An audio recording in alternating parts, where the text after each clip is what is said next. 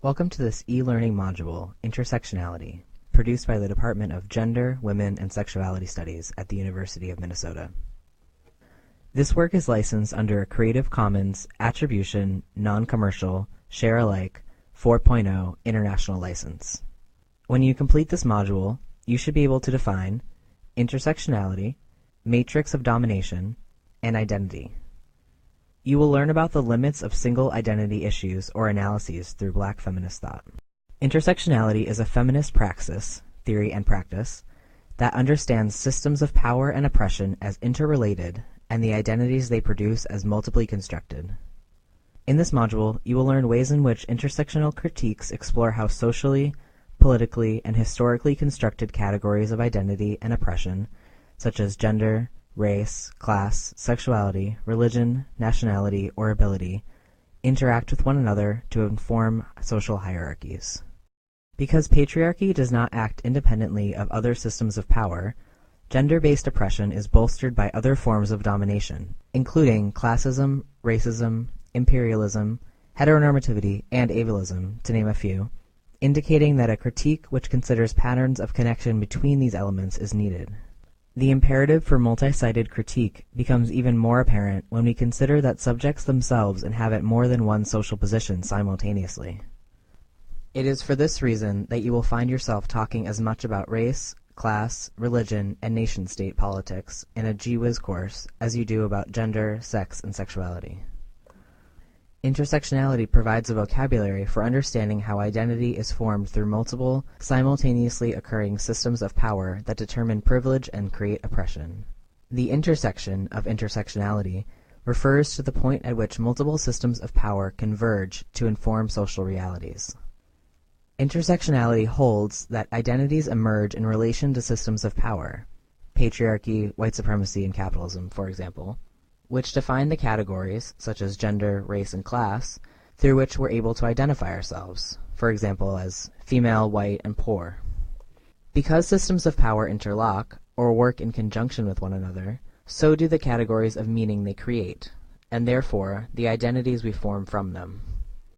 Take a moment to situate yourself in a broader context of power. What kinds of social and political realities, mitigating factors or contexts, surround you? How do you identify in terms of class, race, gender, sex, ability, religion, and geographic location? Do these identifiers inform one another? For example, does your geography or religion help to shape your views on gender and sexuality? Can you see how multiple factors define who you are in ways that cannot be disassociated? Intersectionality anchors our critical practice here in GWS. Although intersectionality has now been institutionalized as the cornerstone of gender studies curricula, it historically emerged from the 1970s and 1980s scholarship of U.S.-based feminists of color as an effort to develop a differential consciousness of power and women's oppression from that promulgated by mainstream, white, middle-class, and liberal feminism. Feminists of color drew reflexively from their own experiences to insist that the oppression they faced as women simultaneously involved race, gender, and often class and sexual discrimination that had a different social, cultural, political, and moreover historical basis than what white women experienced. Early intersectional feminist thought also problematized white feminists' unwillingness to engage their own social privileges. Not only did white feminism's overgeneralized understanding of gender oppression render other axes of identity invisible, few white feminists were prepared to relinquish class and race privilege in order to truly critique the structures and institutions that oppressed poor women and women of color.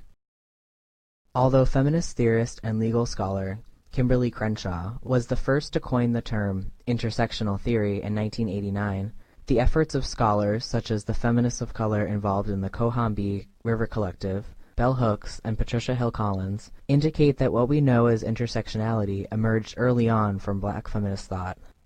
Patricia Hill Collins explains, quote, "Black feminist thought fosters a fundamental, paradigmic shift that rejects additive approaches to oppression. Instead of starting with gender and adding in other variables such as age, sexual orientation, race, social class, and religion, Black feminist thought sees these distinctive systems of oppression as being part of one overarching structure of domination. Assuming that each system needs the others in order to function creates a distinct theoretical stance that stimulates the rethinking of basic social science concepts. Placing African American women in the center of this analysis not only reveals much needed information about Black women's experiences, but also questions Eurocentric masculinist perspectives as well." End quote. Intersectionality recognizes power as an intricate web or matrix of domination. White supremacy, patriarchy, heterosexism, capitalism, and imperialism need one another to survive. Thus, systems of power interlock, meaning where you find gender discrimination, you'll likely also find racism, classism, and colonialism. Many people associate the struggle for women's reproductive freedom to abortion and contraception, as well as accurate information about sexual health, with feminism, and rightly so. Mainstream second-wave feminists fought for legislation to be passed that would legally secure a woman's ability to manage her own reproductive health. The landmark Supreme Court case, Roe v. Wade, made it technically illegal to deny a woman the right to choose her own reproductive path, including abortion, despite subsequent onslaught of legal measures restricting access to sexual health tools and information. In recent years, laws have countered choice by restricting access to the means and methods necessary to abortion, contraception, and adequate information about sexual health. But these proscriptions aren't just about gender discrimination. They're also about racism, classism, ableism, and histories of colonialism. In couching the issue of choice as gender discrimination, many feminists ignore 1. The uneven access women have to exercising that quote-unquote right, 2. Discrimination against persons of color, the poor, and differently abled persons, which renders quote-unquote choice fraught ground to base a discussion of rights. Much of this discrimination builds on a history of eugenics and compulsory sterilization. Let's take the first condition, the uneven access to exercising choice.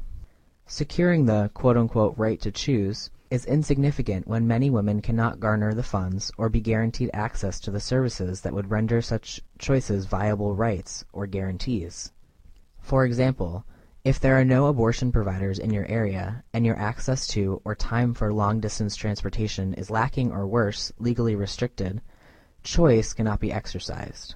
As states with high populations of rural and urban poor persons of color continue to pass the most stringent legislation around reproductive health services, it is quickly becoming a reality that money, geography, class, and race are key factors among gender in determining whether or not one can enact their right to choose.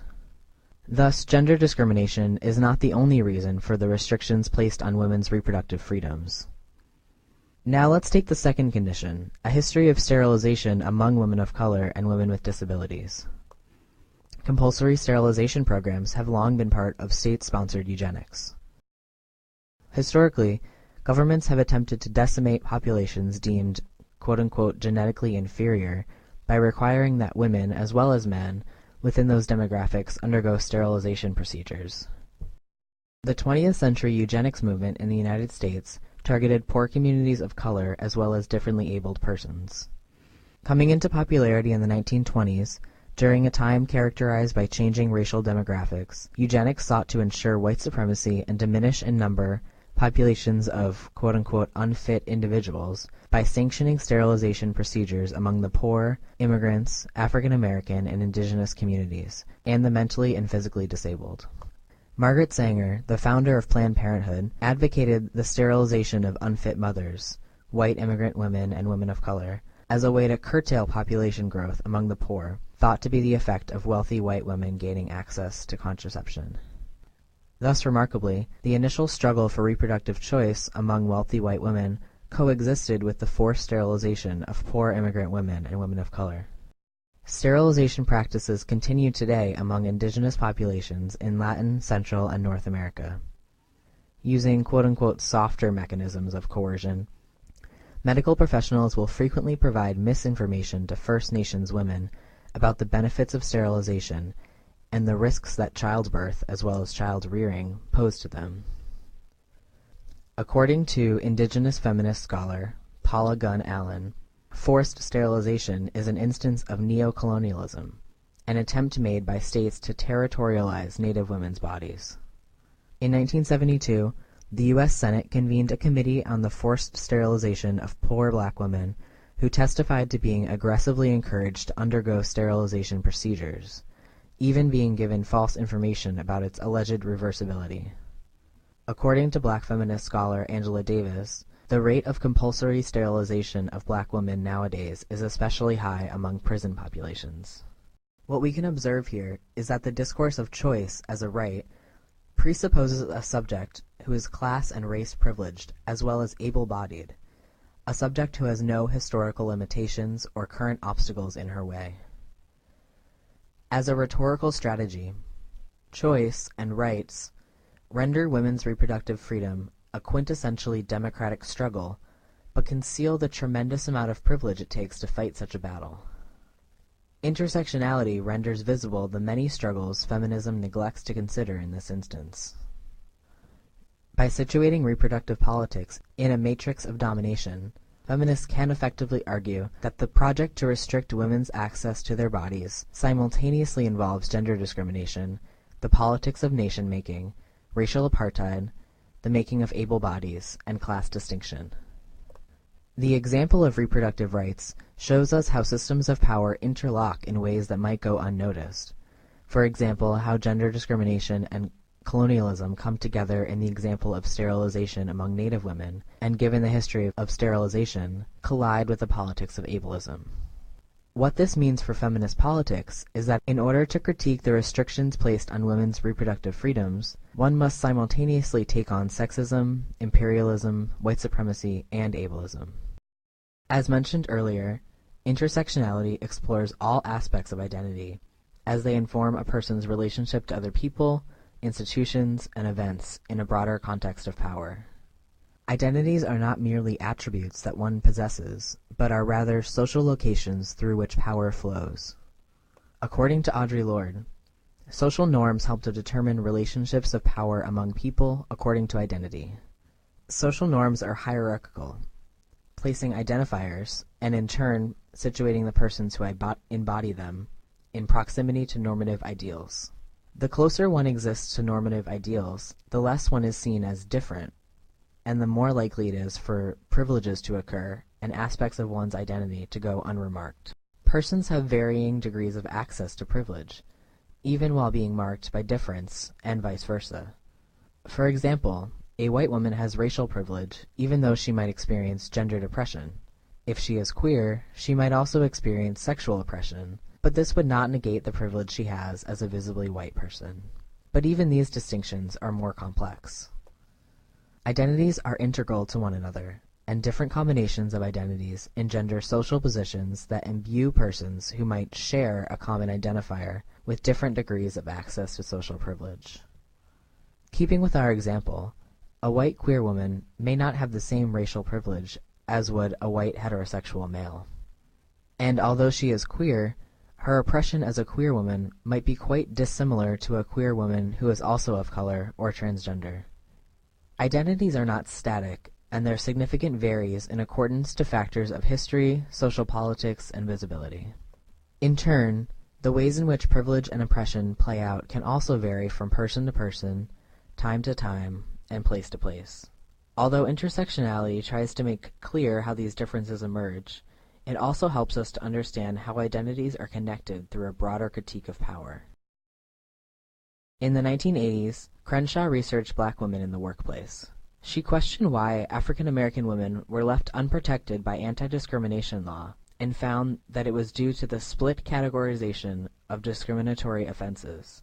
According to the letter of the law, women face discrimination because of their gender, sex discrimination, while persons of color face discrimination because of their race, racial discrimination.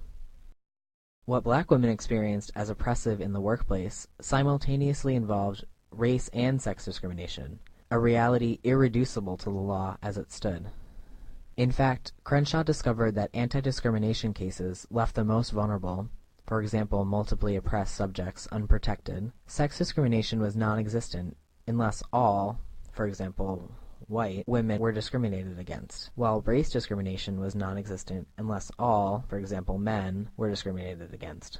As one might anticipate, men of color and white women seldom confront the dilemma of having to split their political energies between two aspects of self. In fact, their experiences often define the interests of the entire group. For example, men of color become the litmus test for racism, while white women become the litmus test for gender discrimination. The cases that follow consider situations where black women are differentially treated. You'll observe how judges ruled that the discrimination cited by black women was unfounded because it could not be framed discreetly as an incidence of either race or sex discrimination. Explore these three cases by mousing over each case title. De Graffenried versus General Motors Assembly Division, 1976. Case overview. Black women brought employment discrimination action, seeking a determination that the, quote, last hired, first fired, end quote, layoff policies of an employer discriminated against them and were a perpetuation of past discriminatory practices. The district court, Wanglin J., held that, quote, black women, end quote, were not a special class to be protected from discrimination under the Civil Rights Act of 1964, but black women could sue only on separate cases of race discrimination or sex discrimination. De Graffenried versus General Motors Assembly Division, 1976. Decision. Dismissed in part and partial summary judgment for defendants granted. What were the grounds upon which this case was drawn? The last hired, first fired policy targeted black women. What were the grounds for dismissal? Black women are not a quote-unquote protected class. Neither race nor sex discrimination occurred. Payne versus Travenol Laboratories, 1982. Case overview. Employee discrimination suit was brought on the behalf of black employees. On appeal of decision that employer had discriminated on the basis of race and sex, the Court of Appeals vacated two aspects of the injunction and affirmed two others. Payne versus Travenol Laboratories, 1982. Decision. Affirmed in part, reversed in part, and remanded. Goldberg, circuit judge, concurred in part and dissented in part and filed opinion. What were the grounds upon which this case was drawn? Disparate treatment. Why was the case partly dismissed? Black women are not a representative class. Moore versus Hughes Helicopters Incorporated, 1983. Case overview.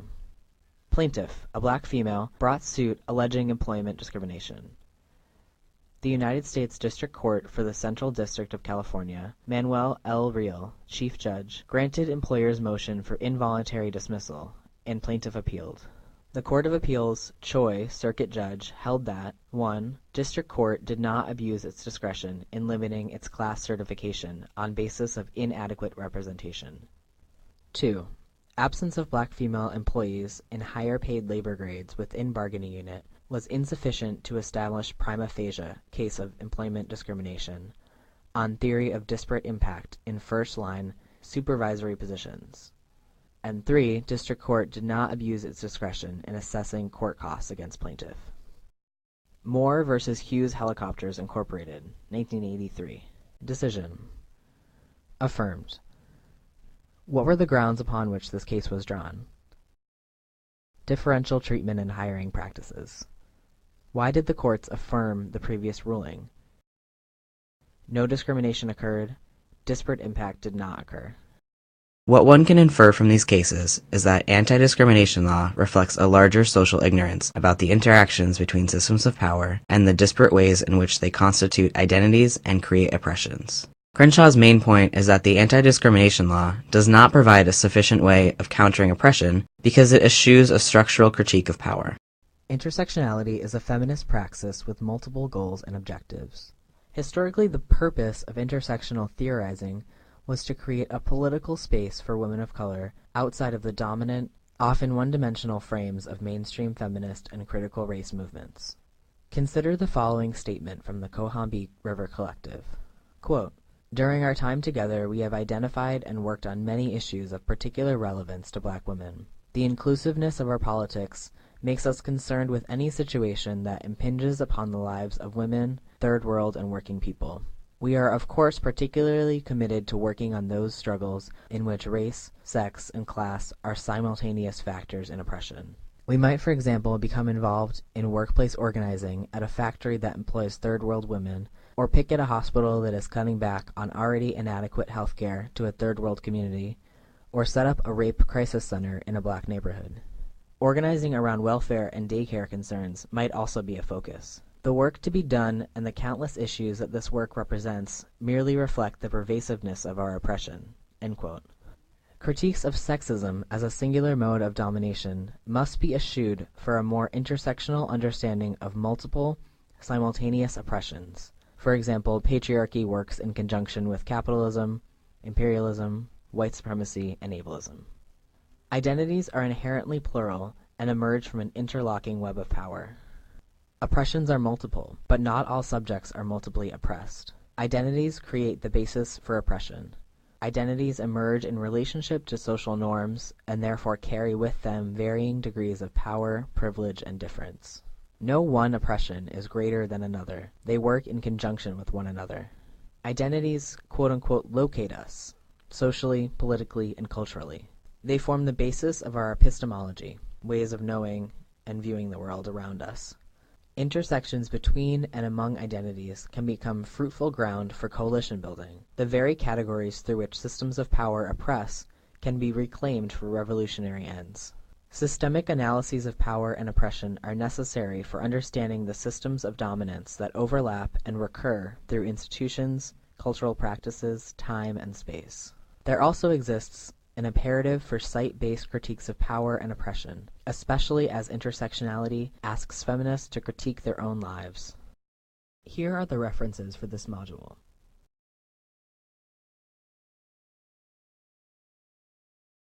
We invite you to cite and share this module, and have provided a citation formatted for this purpose.